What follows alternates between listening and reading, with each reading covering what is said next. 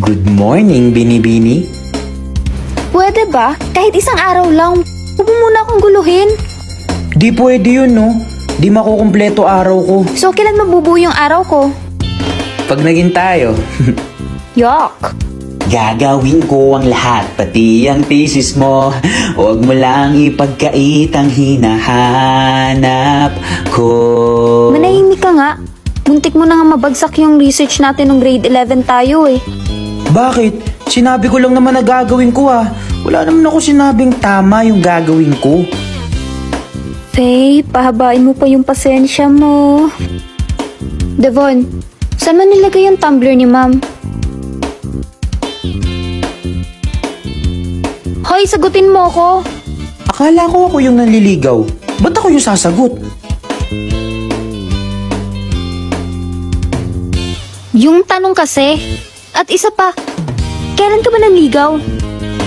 Simula nung kinantahan kita. Pumayag ba ako? Bakit? Kailangan bang pumayag ka bago ka ligawan? Alam mo ba yung kantang gusto kong ialay sa'yo, Faye? Hindi. At paki ko. Panalangin ko sa habang buhay, makapiling ka, makasama ka, yan ang panalangin ko. Yang kantang yan kakantahin ko para sa'yo lang. Cringe. Aalis na pala si Kuya Devon papuntang California? Ha? Kailan? Bukas daw, sabi ng kapatid niya. Hindi niya ba sinabi sa'yo? Ba't di ko alam yan? Mukhang may mapapa-California king bed dito ah. Hoy Devon, totoo ba yung sinabi ng kapatid ko na pupunta ka doon California? Oo. Bakit? Mamimiss mo ako? Malamang. Hindi. 3 years lang ako doon. Huwag kang mag-alala. Sayong-sayo lang ako.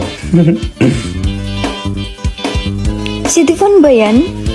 Laki ng pinagbago niya. Grabe yung glow up ni Kuya Devon. Nakakagulat, pero ikaw pa rin yung love niya. Yee! Tumigil ka nga. Eh baka mandiri na nga yan sa akin eh. Itong kantan to, para sa first love ko. At hanggang ngayon, siya pa rin yung mahal ko. Yee! Sabi ko sa'yo ate.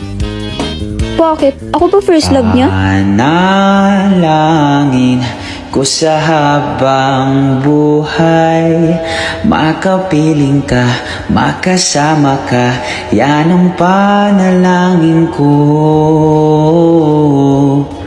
Hoy babae! Ha? Ako?